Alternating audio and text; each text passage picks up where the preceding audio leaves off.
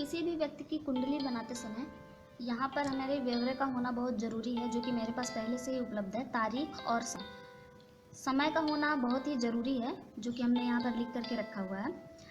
इससे हम निश्चित करेंगे कि इस व्यक्ति का लग्न क्या होगा। खाका हमने पहले से ही बना करके रखा हुआ है। लग्न इस बात पर निर्भर करता है कि उस दिन तारीख क्या थी और उस तारीख में समय कौन सा था।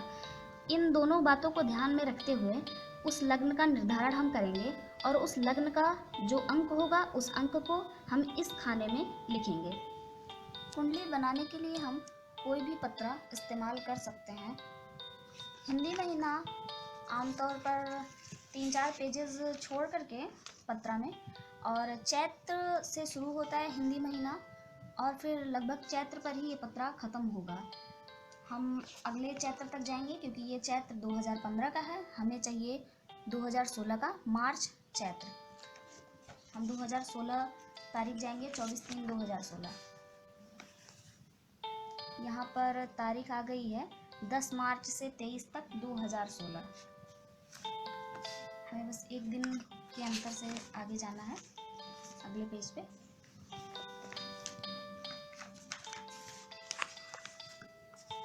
तारीख हमने खोज ली है 24, अंग्रेजी दिनांक 24 मार्च से 7 अप्रैल तक सन 2016। हमारी तारीख है 24 मार्च 2016। हम यहाँ अंग्रेजी तारीख में इसको मिला लेंगे। यहाँ पर लिखा हुआ है अंग्रेजी तारीख यानी कि 24। उस दिन था गुरुवार, प्रथमी गुरुवार। तारीख मिल गई है, इसके हिसाब से अब हम लग्न का निर्धारण करेंगे। लग्न का निर्धारण करने के लिए पत्रा में उसी पेज पर नीचे जाएंगे और हिंदी तिथि के अनुसार देख लेंगे, जो कि हमारी प्रथमी दिन गुरुवार था। प्रथमी दिन गुरुवार में हमको देखना है समय 9:18 सुबह में क्या लग्न चल रहा था उस समय हम देख लेंगे, जो कि यहाँ पे आप देख सकते हैं 6:56 पर मीन लग्न समाप्ति काल है। ये जो भी लग्न के या राशियों के सामने जो भी समय दिया हुआ है ये इसका समाप्ति काल है, ना कि शुरुआत काल। तो आप इसको देख लें। मेघ यहाँ पर समाप्त हुआ है 8:33 पर, वृक्ष समाप्त हुआ है 10:29 पर, और इसके हिसाब से 9:18 इसके और इसके बीच में आएगा। तो यहाँ पर मेघ समाप्त हो रहा है 8:33 पर और वहाँ से वृक्ष की शुरुआत हो रही है, तो हमारा लग्न होगा वृक्ष, क्योंकि 10:29 तक वृक्ष ही चला है। वृक्ष लग्न का, चूँकि वृक्ष लग्न अगर राशियों के हिसाब से देखा जाए, मेघ राशि पहले नंबर पर आती है, उसके बाद वृक्ष, तीसरे पे मिथुन, चौथे पे कर्क, सिंह, इसी प्रकार आगे 12 राशियों तक देख लेंगे। मेघ चूँकि पहले नंबर पे आती है और वृक्ष दूसरे, तो हमारी राशि का निर्धारण हुआ है लग्न का वृक्ष, तो वृक्ष का नंबर होता है 2। तो हम इसको यहाँ पर कुंडली में पहले स्थान में लिख लेंगे, यही लग्न है हमारा। इसको यहाँ पर हम 2 लिख लेंगे और इसी के अनुसार क्रम से बैठा लेंगे 12 खानों तक। हिंदी में लिख सकते हैं, अंग्रेजी में भी लिख सकते हैं, उससे कोई अंतर नहीं आएगा। एक तक हमारा खाका पूरी तरह से तैयार हो चुका है, बस इसमें ग्रहों की स्थितियों को स्पष्ट करना शेष रह गया है। ग्रहों की स्थितियों को स्पष्ट करने के लिए हम उसी पेज पर इस खाके में ग्रहों की स्थितियों को स्पष्ट करने के लिए हम दैनिक स्पष्ट देख लेंगे ग्रह क्या थे। तो उसी पेज पर ये हमें यहाँ पे मिल सकता है, या पत्रे के हिसाब से किसी और पत्रा में हमें किसी और जगह पे मिलेगा, लेकिन उसी पेज पर मिलेगा। तो इसके हिसाब से हम देख लेंगे सूर्योदय कालीन दैनिक स्पष्ट भौमादि ग्रह। यहाँ पे हम देख सकते हैं सबसे पहला नंबर मंगल का दिया हुआ है, जिसको भौम भी कहते हैं, और हमें प्रथमी दिन गुरुवार का देखना है। इसको कहते हैं राशि अंश कला विकला। 4 भागों में है ये, राशि अंश कला विकला।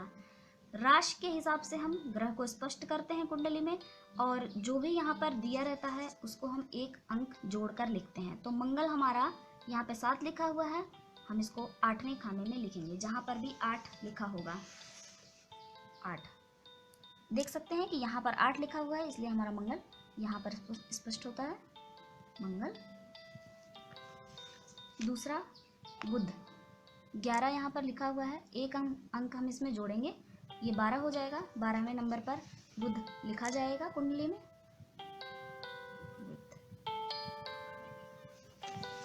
इसके पश्चात गुरु, जो कि यहाँ 4 लिखा हुआ है, हम इसमें एक अंक जोड़कर 5 के हिसाब से लिख लेंगे। 5वें नंबर पे गुरु। फिर इसी तरह से हम बाकी सारे ग्रहों को भी देख लेंगे, जैसा कि शुक्र 10 से 11, शनि 7 से 8, राहु 4 से 5। इस तरह से हम इसको अपने खाकों में बैठा लेंगे।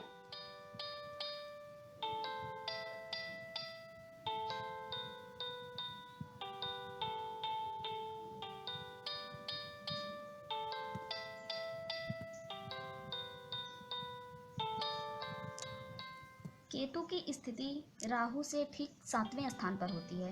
1, 2, 3, 4, 5, 6 और 7। इसके हिसाब से हम केतु को, राहु और केतु हमेशा एक दूसरे के आमने सामने के ही खानों में होते हैं, जो कि एक दूसरे से 7 के अंतर पर होते हैं। इस तरह से आप इसको गिन सकते हैं, 1, 2, 3, 4, 5, 6, 7, या 1, 2, 3, 4, 5, 6, 7। इस हिसाब से ये सही है। अब हमारी सिर्फ 2 ग्रहों की स्थितियों को स्पष्ट करना बाकी रह गया है, जो कि चंद्रमा है और सूर्य। जैसा कि मैंने बताया, 2 ग्रहों की स्थिति को स्पष्ट करना बाकी रह गया है, जो कि सूर्य और चंद्रमा है। तो पहले हम सूर्य की स्थिति को स्पष्ट कर लेंगे, जो कि उसी पेज पर हमें मिलेगा, औदैक स्पष्ट सूर्य। ये भी, इसमें भी आप देख सकते हैं, यहाँ 4 कॉलम्स दिए हुए हैं, राशि, अंश, कला, विकला। तो यहाँ सूर्य की राशि 11 लिखी हुई है, इसके हिसाब से हम इसको 12 नंबर पर रखेंगे, और इस हिसाब से सूर्य की स्थिति को हम अपनी कुंडली में स्पष्ट करेंगे 12वें नंबर पर।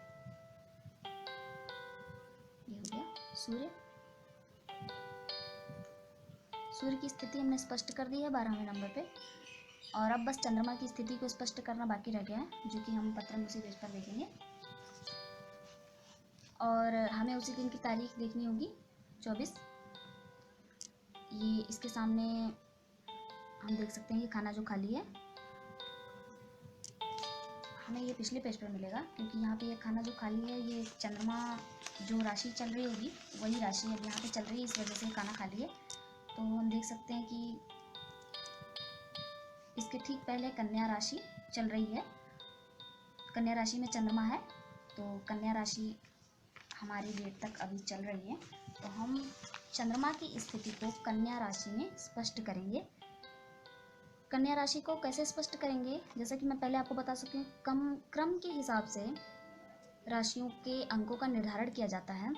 इसके अनुसार आप देख लेंगे, मेघ, वृक, मिथुन, कर्क, सिंह, कन्या। कन्या का अंक 6 है इस हिसाब से, तो हम चंद्रमा को 6वें नंबर पर रख लेंगे। हमारे खाके में ग्रहों की सारी स्थितियां स्पष्ट हो चुकी हैं, हमें बस अब कुछ ही चीज़ों को जानना शेष रह गया है, तो वो मैं आपको आगे बताती हूँ। जैसा कि आपने मेरे इस वीडियो में देखा कि सूर्य कुंडली कैसे बनाते हैं, जिसको आमतौर पर लोग टिप्पण भी कहते हैं या लग्न पत्रिका भी कहते हैं। तो जैसा कि आपने देखा कि सूर्य कुंडली को कैसे बनाते हैं और इसमें ग्रहों का निर्धारण कैसे करते हैं। अब आगे आप ये जानना चाहेंगे कि हम इसको देख कैसे सकते हैं और कैसे समझ सकते हैं कि हमारी कुंडली में ग्रहों की क्या स्थितियां हैं और उनके क्या फल होंगे या उनके क्या परिणाम होंगे। आप इसको जानने के लिए मेरा अगला वीडियो देखिए। Thank you.